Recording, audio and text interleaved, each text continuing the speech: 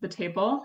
The Smith weekends, which I know that they'll talk about in a little bit, were definitely a highlight since you get to go and climb kind of one-on-one with different partners and really ask all your questions and learn lots of different kinds of styles.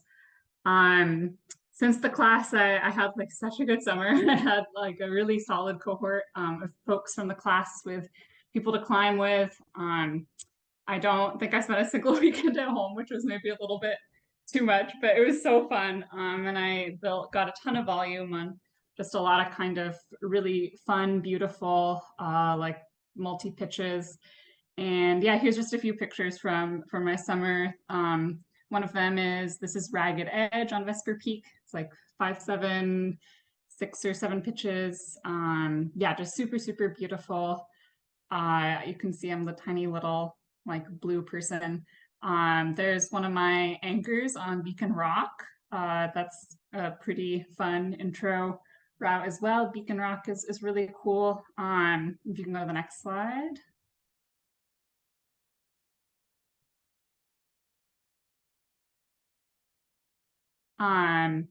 Yeah, there's just a few more pictures. Klahani crack, and I visited Squamish. That's a really classic, like 5-7 hand crack. I think it was the first crack I climbed that I was actually like, oh, this is actually really fun. I get why people enjoy crack climbing. Yeah, and Acker Rock is another really beautiful kind of intro multi-pitch trad climb. Or it's a little bit mixed. There has some bolted anchors. I don't know if you can even see my partner's like has a tiny little red helmet kind of on that face. Yeah, so just like it was really, really fun to like kind of build my volume this summer. And yeah, that's definitely, I'm really looking forward to doing more. And yeah, I think if you're kind of on the fence about applying or like thinking about it, I mean, I think thinking about kind of what you want to get out of it.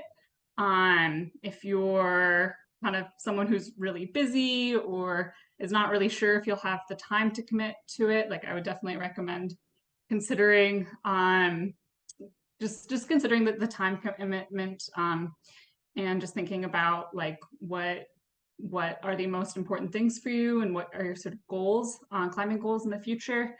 And yeah, and as you're putting together your application, just kind of think about the things that make you well-rounded and sort of a confident and competent person, especially when it comes to like the test night. I know it can be, I'm sure they'll talk about it in a little bit, but it can definitely be a little nerve-wracking kind of going in and like tying all these knots for people. But if you've reviewed and practiced, I think you can really like trust yourself. And I think that's kind of the biggest thing that this course teaches you is it kind of builds your confidence and gives you kind of a really solid foundation of knowledge to build on and lets you kind of build that confidence, which is really, really fun. Yeah, so thanks for letting me talk and share some pictures. I had such a good time in this class. Yeah, so I'll turn it over to whoever's speaking next. Thank you so much, Delia. So as Delia said, or Delia referred to the volunteers, and these are the volunteers. The AR committee is a volunteer committee. And for lack of a better term, the AR committee is the staff of AR, or the folks who make the sessions happen and who do a lot of the instructing and teaching and organizing to ensure that this program continues. I say this like I've been doing this for ages. I'm a new member of the committee, but many of the people on this page are not. So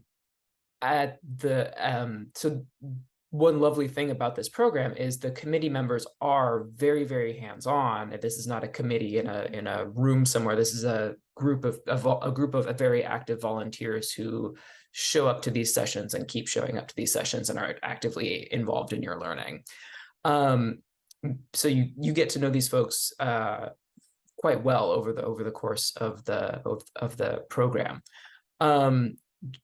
Rather than introduce the entire committee person by person, because as you can see, there's quite a few folks and that would take a lot of time. I think Andreas, Patrick, and I can very briefly give you quick introductions to ourselves, and then we can kind of move on. I'm Erica Rothman. I am originally from Alaska, but I've been in Oregon for about 20 years now. I've been climbing off and on for about 10 years. And I took AR last year specifically because I wanted to learn trad, but the high angle rescue stuff was far and away, I think, my favorite piece of it. Andres, you want to quickly tell us a little about yourself? Yeah, a little bit. Yeah, my name is Andres Malavasi. I am from Costa Rica. I took AR this year too. I joined the committee this year as well. Then also I have been helping in other Mazama courses like BCEP, ICS, and some of the skill builders. And then within the AR committee, I have been more focused on helping with in the high angle rescue portion of the course. Yeah. Guess I'll go next. So I'm Patrick. I have been on the AR committee now for a number of years, since taking basically after finishing AR back in, I think 2017. I might be wrong about that. It's been a while. Been climbing since moving to Oregon, really back in 2015. And yeah, it was for me just a great opportunity, like has been mentioned, to get to know some of the climbing opportunities both in the area and beyond, and meet like-minded folks and just learn a lot about trad. Um, and this year for the committee, I'll be helping out with admissions, but I've done a lot of different areas in the past, and I'll probably be lecturing as well. Great. And Angie, did you want to chime in and introduce yourself, or are you content to stay behind the scenes on this one? It's hard to find the mute button when I'm screen sharing. Hey, I'm Angie. Happy to be here. I'll let the others continue. Sounds good. Then let's go on to the next slide. So as Delia also alluded to, there is a bit, AR is a time commitment. And this is a broader timeline of the course schedule. The application period is open. Get those applications in. We'll talk on this more, but go ahead, if you're concerned about cost, go ahead and apply for a scholarship. The test nights are coming up in January. There will also be a test night sort of info session the week before, but those test nights will be the 11th and 12th. And then you will hear from the admissions committee sometime after that as to whether or not you got in. The first class will be on the 24th of February, and the class will run until mid-May. And you can expect things to fall into a bit of a rhythm. Typically, lectures will be on Tuesday evenings at 6:30 at the Mazama's Mountaineering Center in Southeast Portland. So bear that in mind if you live or work elsewhere and need to get yourself there. And field sessions happen on the weekends. Could we get to the next slide on this one? To visualize that, you're spending a lot of time with your cohort here. And so I just want to note that nearly all of these weekends are in some way spent on AR activities. And if you have it in your head that, like, great, look at all this climbing I'm going to do, that's actually not quite the case. So be aware that a lot of this is very skills focused. Lectures are in fact lectures, and while there is often a hands-on or practice component on lecture nights as well, you're not going to be doing, these are not typically active climbing days. So factor that in, and just like be aware of the time commitment. That said, I don't want to scare you away from it, because you're going to walk away, as Delia said, with a bunch of new climbing partners and a bunch of new skills. The field sessions far and away are the best part of AR. The field sessions in the beginning part of the year are typically more local at Broughton Bluff, or we have a weekend at Horse Thief as well. And then the final weekends are again at Smith Rock. I will say one thing that I found, I bring up timing because I thought, I was under the assumption that I would be doing all this climbing and it would be great. And I went into AR slightly undertrained, and then I never really caught up. So be aware now, here in November, that if you want to, have be climbing at a certain level of aptitude, consider that as you apply. There are some fun optional events as well, including a crack climbing clinic later on in the year, as well as some practice sessions for the high angle rescue skills. That I think covers it for the material I was going to cover. I'm going to jump over. I don't see any questions in the Q&A, so I'm going to pass it off to Andres. Okay. Yeah, okay. To me, like the course, it is like divided in two major components, like a high angle rescue and track climbing. So within those two components, right, we have like major skills that are taught, sorry, and then those skills are like, of course, like track climbing. We go over the complex anchors and belay and rappel techniques. We go over the high angle rescue. We introduce like a crack climbing technique, also introduce like aid climbing. We go over injury prevention and training. Then we have like a falling clinic. And then finally, we do like some alpine trip planning and climbing. Okay. So I will go and highlight some of the things in the content in the lecture just to give you an idea what you're signing up for, or what kind of I don't know, content you're getting for everything. So first we have like our gear placement lecture, which is we go over like passive and active gear placement. We go over also like natural pros. Then we have like a belay and rappel lecture, which we go different belay techniques, also rappel techniques, like advanced rappel techniques. Also through rope management. Let's see, we go over later for rock anchors. So we go through, let's say, the common sport climbing anchors, but also we go over different type of anchors like that are more applicable for track climbing. Then we also try to teach the principles of how the anchors work. And then if people need to build like a new type of anchor, depending on situations when they're climbing, they know how they work, how the angles work and everything, and then they are pretty confident on what they are building, it is okay.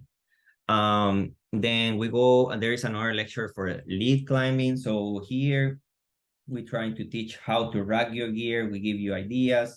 We do like a anchor selection. We do also like how to do efficient transitioning, how to protect a traverse, also how to retreat from a route safely.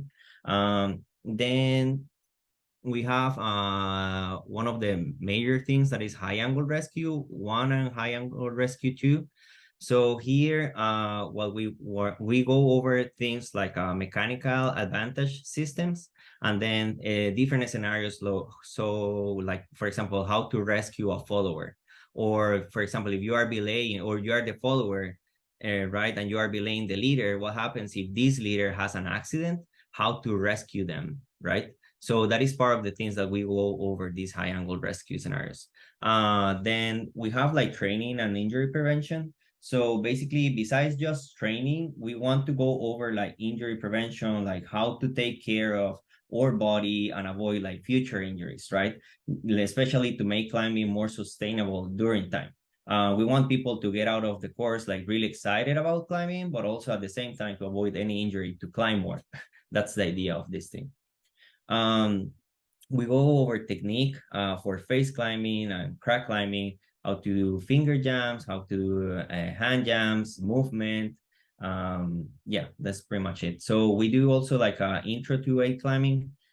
We teach people how to use aiders, how to aid through a crocs if it is needed, how to do efficient movement. And then also the idea of this thing, it is to increase your tool set to do a other type of routes. Like, for example, people really love, like, I don't know, to do monkey face, right? So the idea is to give you the tools necessary to do routes like this. And there are more routes that are, this is like opening like a new world or something like it is a video game. Then we go over like mental training and falling. So for this, we know like falling, for some people, it is like a big deal, you know, we know like no one likes to fall, or it is hard to fall, right? Like to go through all this mental process. It is not something that is really trivial. So the idea is to give like people to help them on that process. It can vary from people to people, right? But at least help them some tools, give them like a platform that is paired also with we will see like the field sessions, but this is also paired with a field session, and give them the platform to see like how to do like I don't know, like do falls like progressively, right? And then in a same like relative safe scenario, right? With clean falls instead of something like a really leggy, in which can be really consequential. And yeah, and also if you are a belayer, right, and then you are not used to catch falls, it is also like a good platform to practice this. And then finally, yeah, the lecture for alpine climbing. We know like people really love cragging, but also they like to climb mountains. So the idea is to introduce all this situational awareness, how to study the possible hazards, how to go over techniques, deep into techniques like simul climbing, or how to do kiwi coils and all this kind of stuff, and all the aspects that are involved in alpine climbing. Yeah. Okay. I don't know if we have any questions, or yeah, we can just continue. Okay. So with the field sessions, right? Basically with the field sessions are like we try to pair like almost like every lecture to have like a equivalent like field session. So we do have like a field session for gear placement and a different session for ankle building. Both sessions are different sessions, but they both are in Broughton Bluff. So basically you have the chance, you as a student, right? You don't need to bring your own gear if you don't have, right?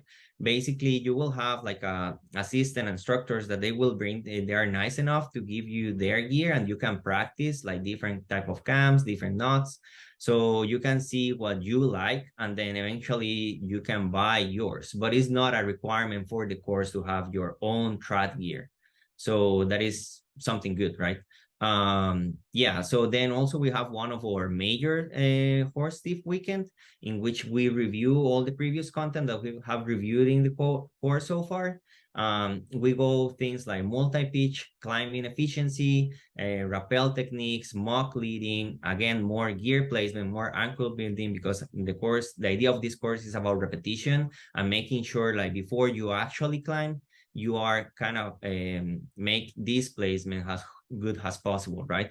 And then you will be tested on those things, because the idea is to do like a checkpoints, and then making sure like people it is I don't know, understand all the concepts that we have seen in the class so far, because everything keeps like stacking up. So then we have our high angle rescue practice. We divide the class in group 1 and group 2. These are held, I think, in the MMC. And then we do have like a test for this. And again, we need to have those tests, because before we tell the students, yeah, let's go climb at Smith, right? We need to make sure like people, it is really proficient with all those skills. Then it is, we have like our Smith sessions that are weekends. If it is possible, the idea of these sessions, right, it is to pair the student and the assistant instructors, right, in like in a one-to-one ratio, and then they can climb together, right, and then do like a trad climbs, and then the idea is you are leading here. We will see what are the requirements for graduation for the course in some of the next slides, but the idea is like you are leading a pitch, and then the instructor is following you, and then they are checking your placement, they are going to check your anchors, and you are going to have feedback on this. And then again, the idea is to improve your knowledge on this in the track climbing, right? So between Smith 1 and 2, depending on the weather, this is optional. We will have like a crack climbing clinic. On this year, what happened is like we divided the students in 2 groups depending on their availability. One group went to Wonkers, another group went to Tidon, and it was awesome because basically people had the chance to do like a top rope crack climbing. If they wanted to do mock leading, they were able to do it, and also if they wanted to, they were confident enough to lead some routes, because they are like some easy routes to start with on these new techniques. Usually people is more used to face climbing, and they can do it. And then since they are going to be instructors around, right, they can check their placement and you can have feedback on those too. So basically, yeah, locations can change, I guess, but yeah, I don't know how it will be this year. And again, it will really depending on the weather. Hopefully we will have like a nice weather next year. And then on Smith 2, again, it is same thing with the pairings. And then on that weekend, I think that is what happened this year. Like we had the falling clinic, and then you can sign for one of the available days. This year was like a Friday, Saturday, Sunday, and then people can go and take falls and catch falls, which is good too. And then finally at Smith 3, you will try to finish your requirements. And if you already done with your requirements, what happened, right? It is like in this case, we have some people that did 8 climbing out in the outdoors at Smith, which is good, right? You can practice more stuff or you can climb more, whatever you want to do. But as far you has finished your minimum requirements for graduation. Yeah. Okay. So here are a lot of the, well, some of class highlights. So really quick. So basically you will practice, you will have a lot of technical content as you can see, but also another thing is you will have like as was mentioned before, you will have like a great community, right? You will have, it is around like 26 students. So you will have potentially like 25 new climbing partners, which you can go cragging or indoor climbing or outdoor climbing. So it will be great, a lot of practice, a lot of fun. And then I don't know, things like getting stuck on a squeezy chimney or things that maybe you are not used to, right? If you're already confused with mechanical advantage systems, you're going to be even getting more confused. No, I'm joking, but I mean, basically you will have a lot of repetition and you are gonna get fun on all of these things. So I don't know, I think the class was great on that aspect. Okay. And then what is the ideal candidate, right? So there, we can approach this question from different perspectives. So initially what we want, it is someone to be able to attend to all the session and participate fully on the class, right? And then since this is part of the Mazama course, right, we want to be part aligned, someone that is aligned with the Mazama values, right? Someone that is sympathetic, supportive, and inclusive with others from varying backgrounds. Then from a technical point of view, we want someone that is safe and experienced, confident belayer, someone that is a confident sport climber, right?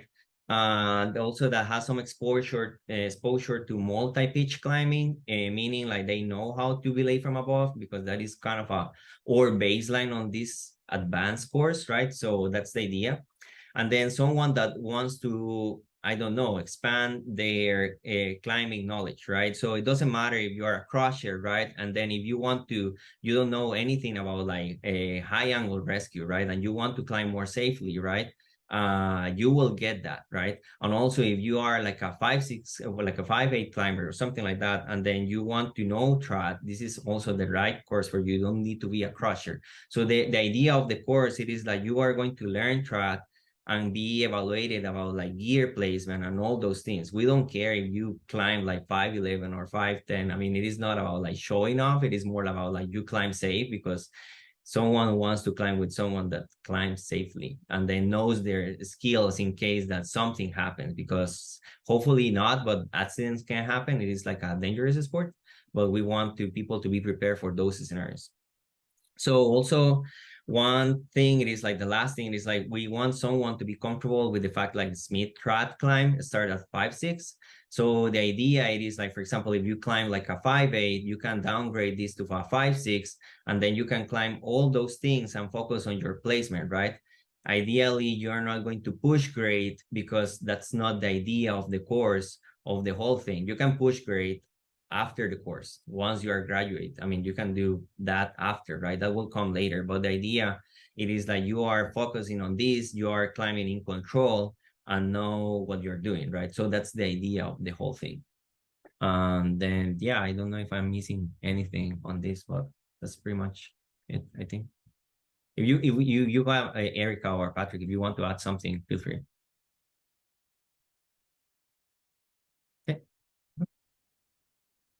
All right, so I'll pick it up here. So yeah, let's talk about some of the minimum graduation requirements. And as Andres mentioned a few times, so Smith is going to be kind of a big part of this. And fortunately, you're going to have many opportunities to meet these requirements. So a lot of the Smith sessions are going to happen, of course, towards the end of the class, divided up into 3 separate weekends. So you have 6 different days at Smith in order to fulfill these requirements. They're pretty straightforward. We want you to be able to lead 12 trad pitches. If you've been to Smith before, you know it's mostly dominated by sport climbing. However, there are lots of trad routes out there, lots of very good trad routes, and with lots of variety. So if you find yourself, wanting to focus more on multi-pitch, which is also a graduation requirement, that's a great way to be able to fulfill requirements. There's lots of crack climbing if you find yourself gravitating in that direction. And so, yeah, it should be fairly rudimentary to be able to build towards these graduation requirements. Part of this too is that you'll be climbing with an assistant, so someone that has the experience to be able to look at your placements to make sure that you're climbing safely. And to really help you build confidence in your climbing. And each Smith session, so you'll be spending a day with that assistant. And at the end of the day, that assistant will provide you an evaluation to give you some honest and candid feedback about, the climbs that y'all did together, anything that you could work on for next time, all of which I think are really helpful in helping you become a more informed, educated climber. Oh, and I should mention the HAR assessment as well. Well, let's not skip over that. So that's an important part of the class, something that you'll be having ample opportunity to practice on up to the Smith session. So the HAR assessment is going to take place not at Smith. Hopefully we won't be using HAR at Smith, but you'll have an opportunity to test on that prior to Smith. And again, there will be LOT and HARP. Thank you, Angie. HAR stands for High Angle Rescue. And you'll have ample opportunities to practice this up into that assessment previous to Smith.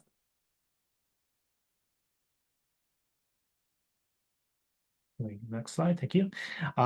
Excuse me. So in terms of the application process and test night, so applications, of course, are open.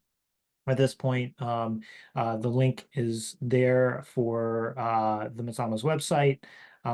Please apply if you are so interested. You have up until the 23rd to get that application in. And we do have specific nights for testing in addition to a review night. So the requirements are kind of listed here.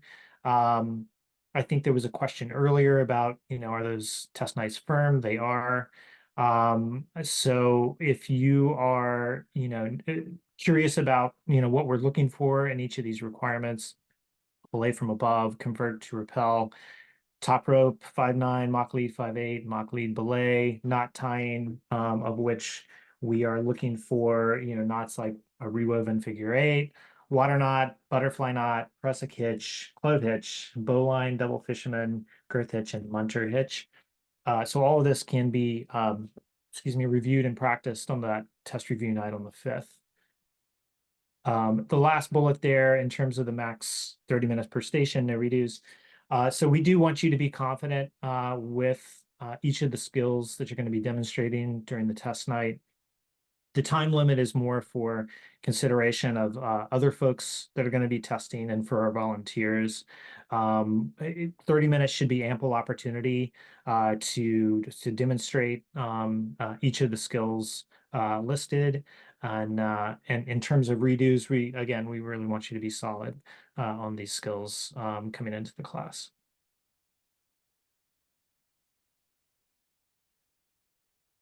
And then lastly, let's talk about price and scholarships. So price for members, these are Mazama members, is $900. And then for non-members, it's $1,020. That said, we do have scholarships available. So please indicate that when you're applying, and we definitely encourage you to apply whether or not you think you can afford the course. If you indicate that you would like some financial aid, and we can consider that as far as your application goes. A lot of the cost considerations and who gets the scholarships is not really up to us as part of the AR committee. There's a separate committee at the Mazamas that takes care of a lot of those decisions. But these are the prices that were set for this year.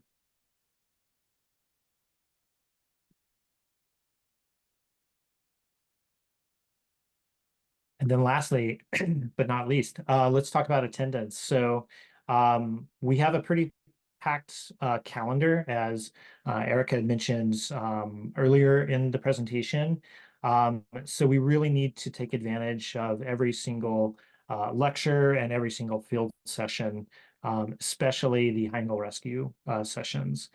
All of these really do build on each other to give you, again, that confidence and that education in order to meet both the Heinkel Rescue evaluation and competency, as well as the requirements of the Smith Climbing sessions.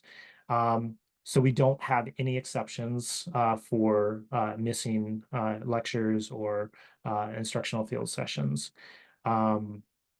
So if you do fail to meet these requirements, or if you fail to attend in person more than 2 lectures, you will be dropped from the class without refund.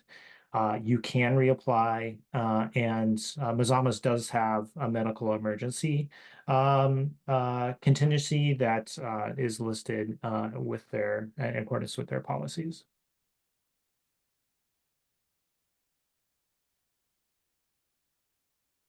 All right, and lastly, so if you have any questions about anything we've covered tonight, or anything about the course in general, please feel free to give us an email. We're also on Facebook, and if you climb at Portland Rock Gym, or Movement, or the circuit, more than likely you're going to run into someone that's taken AR at one point or another. Particularly if you volunteer with the Mazamas or are part of another class at the Mazamas. So yeah, just give them a shout. I'm always happy to answer questions. If you see me over at Movement, just grab me and ask me about the course.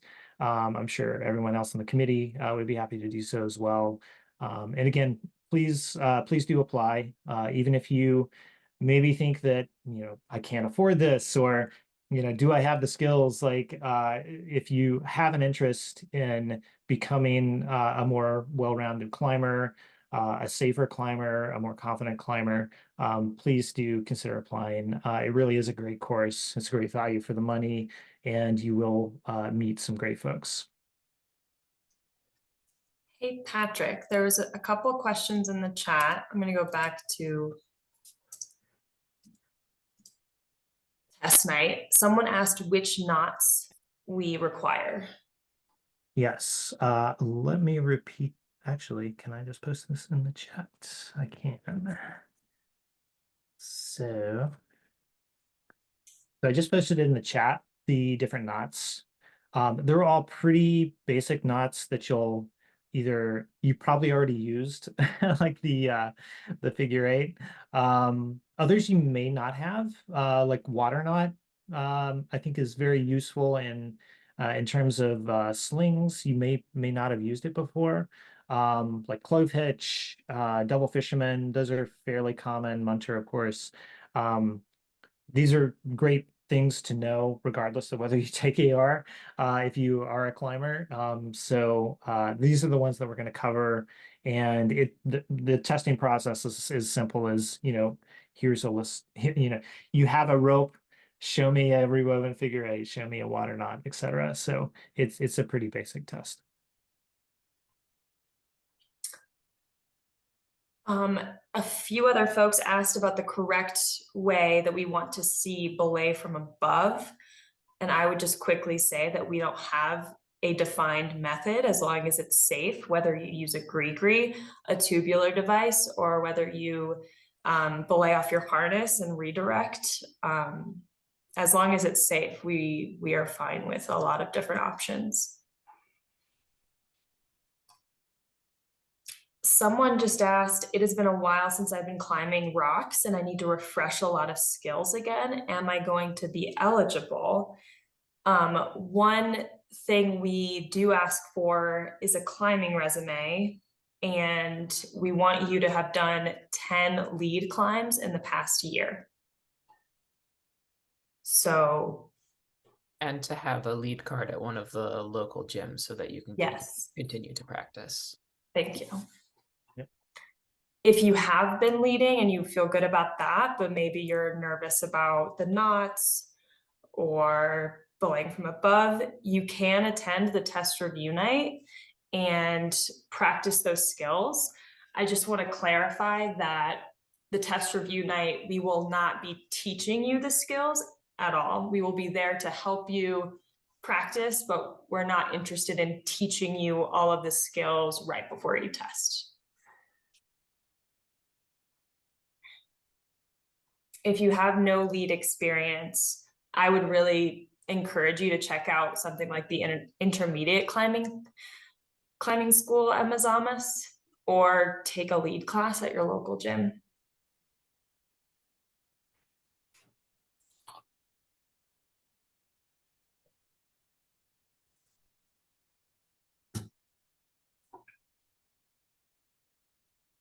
Someone asked, yeah, do you want to answer that? Which one were you? That last one? Yeah, last one. Yeah. So in terms of how we grade, so I would say it depends. As Angie mentioned, safety is kind of the primary concern here. So, you know, first and foremost, with all the test stations, we want you to be safe in what you do. You know, if you, you know, screw up one of the knots, you know, that doesn't necessarily disqualify you from being accepted into AR. People, I mean, I myself, I think I took the entrance exam twice. I got in the second time, and I probably screwed up something the second time as well. So we understand that people get nervous during tests. I certainly do. So yeah, if you screw something up, it's not an automatic disqualification. We consider kind of a whole host of things in addition to you know, criteria from the exam. And so yeah, please don't, you know, feel like you need to give up if you mess up one of the knots. Yeah, it was the same for me. I messed up one of my knots. I think I had a take somewhere, and I got into the class. It is not, you mess up one thing and you're out.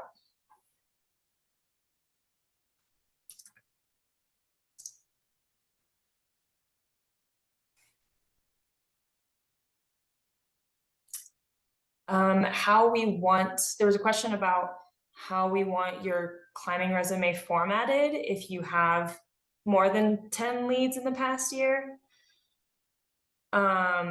I would really just pick 10 individual climbs, and you can choose to do your highest grade, or you could choose to show us like a great variety of like alpine versus, you know, whatever. I don't think there's a right way. It really is like your favorite lead climbs that you want to share with us.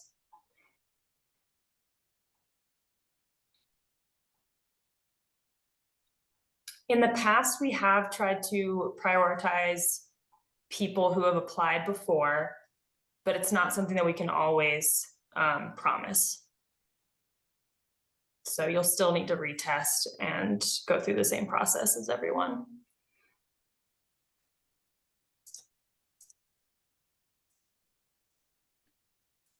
If anyone prefers to verbally ask your question, you can raise your hand, I believe, and we can unmute you. Otherwise, keep posting your questions. We have more time. Looks like we have a question from Alicia. Oh, let's do it. How do I do this? Allow to talk. Can you hear me? Yeah, Yeah. hey. Okay. So this might be easier than to explain, like, versus trying to text it. So you guys have the thing where it says like list your 10 climbs, but then it asks like the different pitches in that climb. So say I have 10 different leads, but some of them might be like I did a multi-pitch route on the same day, and so it's 10 different like pitches, but I might not have those 10 different pitches on different days. Do you still want me to list like 10 climbs, even though there might be 10 different pitches throughout those climbs, even though the different 10 climbs might have repeat pitches? Does that make sense what I'm trying to get at there? So like if you did, this would be I don't know if, like if you did this, let's say you did the same multi-pitch, the same 5-pitch multi-pitch Saturday and Sunday. Mm-hmm. And Saturday you led pitches 1 and 2, and Sunday you led the whole thing. Is that the sort of scenario you're talking about, where like you've got? So I guess there's certain days where I've led like say a couple pitches, and so like I might have my 10 different pitches, but not over 10 different days. But then I have 10 different climbs. I just might have repeated a same pitch on that other climb, just another day. I see. I don't know that, I don't think that the days, I mean, for me on my application, I put a bunch of stuff from one day at French's on my application, and that was fine. And I don't know that that would, so if you were to do that, something similar with pitches, I don't know that that would be a problem either. I suspect it would not. The purpose of the climb resume is to assess where you're at as a climber. Okay. It was just kind of unclear with the way it was like laid out of like each, I your climb, but then what other pitches were on that day, but then list 10 climbs. So I just want to make sure I got that how you guys wanted it. Based on what you're describing, I suspect if you either mess with the formatting to have it work with how you want it to look, or if you go with what the formatting says and just do your best, I suspect it will. You'll be able to put the pitches where you need them to be to convey what you're trying to convey. I wouldn't worry too much about that. Okay, thank you. And but I don't mean to talk past Patrick, who's been on the admissions committee for far longer than I've been involved with the AR program at all. No, it's fine. Yeah, pitch is a pitch, right? Like, so a lot of multi-pitches, have very unique pitches, and some of which, you might be more proud of than others if you led the whole thing or only led a few. So yeah, I don't think we're gonna get that particular about it. We again, the point is really just kind of getting a glimpse into your background and your experience, and how comfortable you are at the moment. So yeah, don't feel like you need to be too restrictive or hold back there. Thank you.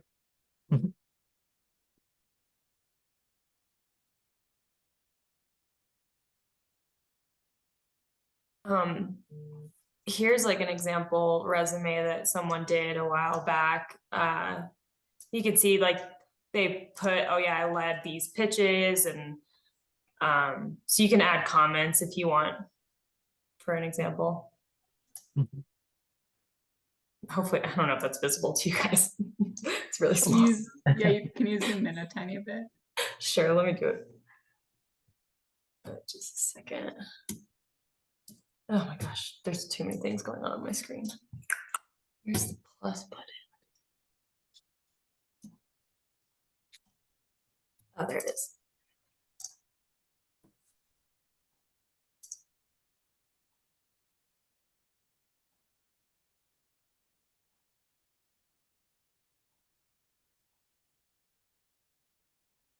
Looks like, yeah, looks like we have another question.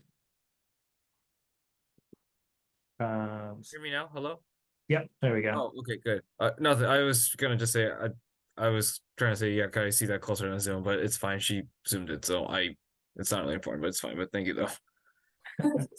And I appreciate Angie for you answering my questions about all the things I was asking. So thank you for doing so. Yeah, thanks for your questions. Yeah, totally. Is the climbing resume a separate document than your climbing history section of your Mazama's profile? Yes, it is.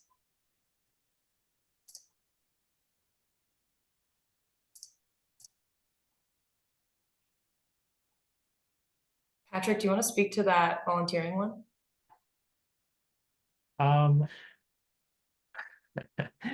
if I can remember the nuances of where we landed this year. I don't want to misspeak. Angie, do you recall kind of where we landed? We really value volunteering in our organization, and so we really love to see that in our participants. In terms of like, is it a weighted part of your application? No, not really, but it can be helpful.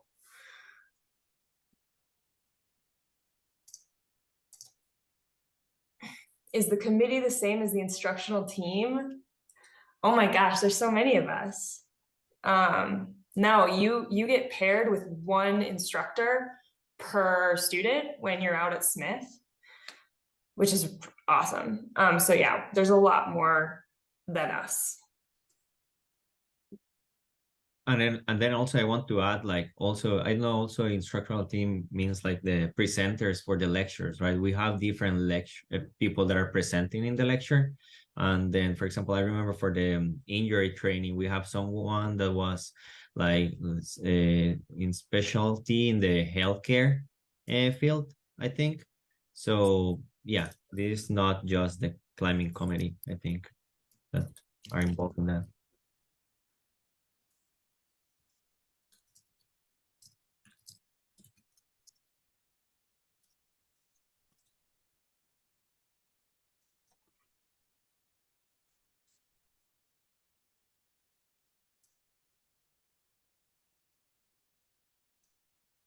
Good questions, guys. Keep coming.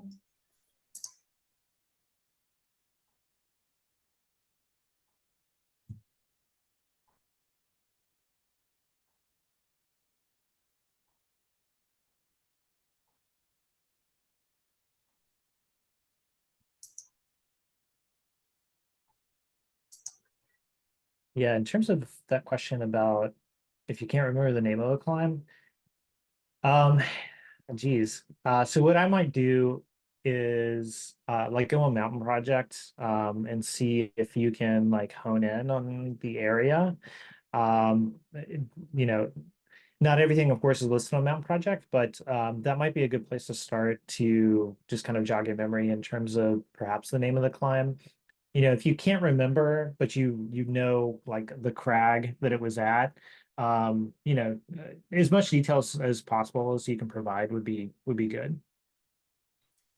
Also, I think that question was they climbed it years ago, and we're mostly looking for recent climbing experience. Good point. Yeah. Yeah, I think the point of the climb resume, right? It is like you are going to lead. So the idea is like you are not going to have like a, I don't know, like a shock while you haven't lead in a while and now you're leading and now it is strat and you're in more components to it, you know, like you are not trusting on a bolt. Nowadays you're trusting your own placement. So there are a lot of things going on here. So the idea is like people that are like confident, as was presented before, right? Like a confident sport climber. So that's the idea. It doesn't matter again if it is like a 5'8" or if it is like a 5'11". It's more like, okay, this person has been leading. That's the message for us. Not like we are not having any. There are no like secret grading. Like, hey, this is like a 5'11" climber. This is better than this 5'7". So we don't rate based on grades. That's I think the bottom line.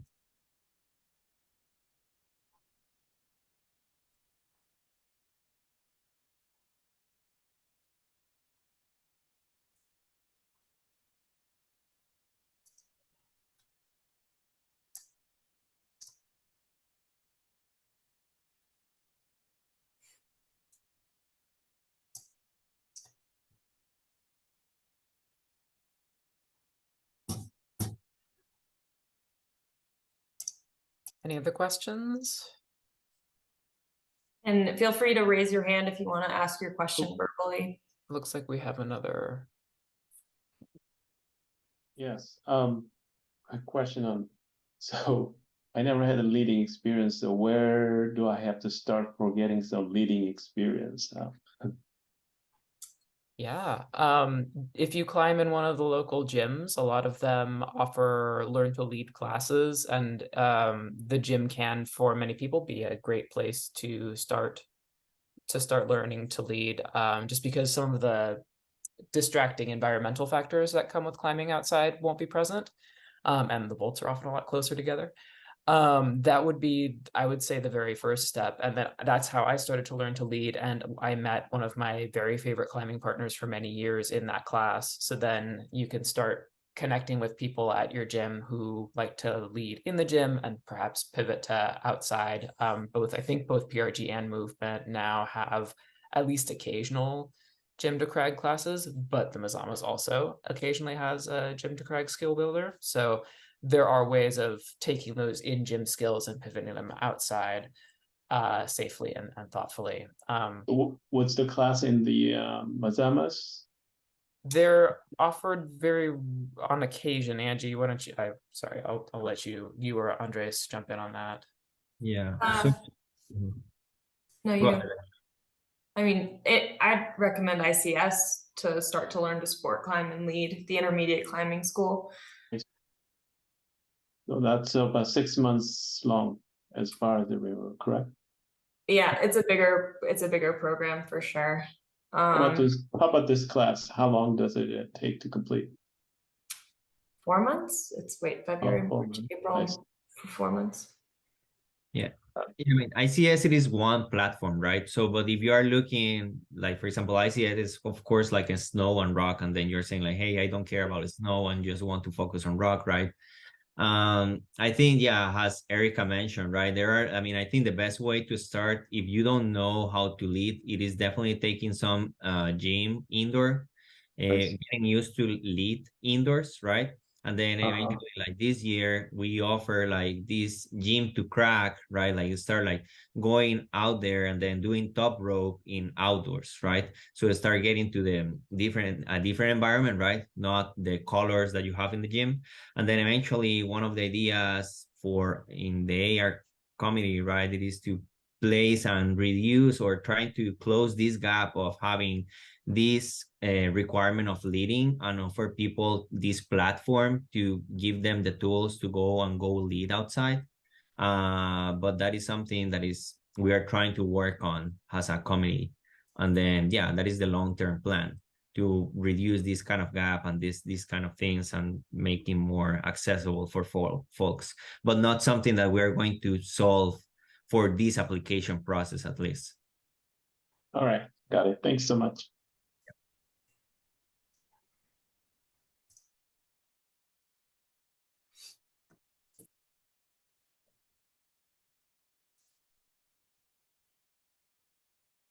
Any other final questions?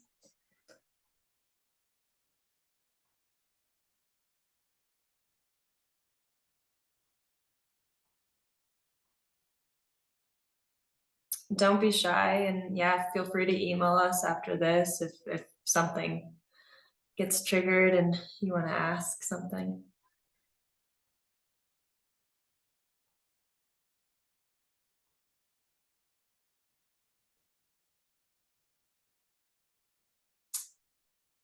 In terms of picking which test night, I believe we have some kind of poll where we ask you which dates you're available or if you're available for both, and we do our best to accommodate based on the schedule.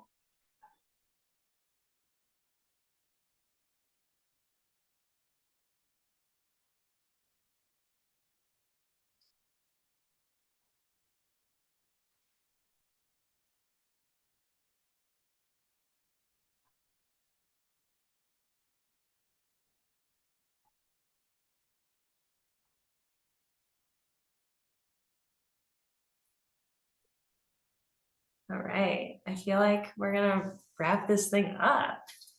Thanks so much for coming, guys. And I think just reminder for people, I think this will be in the Mazama website if they want to review the whole thing, right? So, yeah. Yeah, there's a lot of information on our AR page. So just search Mazama's AR and it'll come up on Google, and we'll eventually post this. If you want to send us an email, it's the one right on the screen at the top.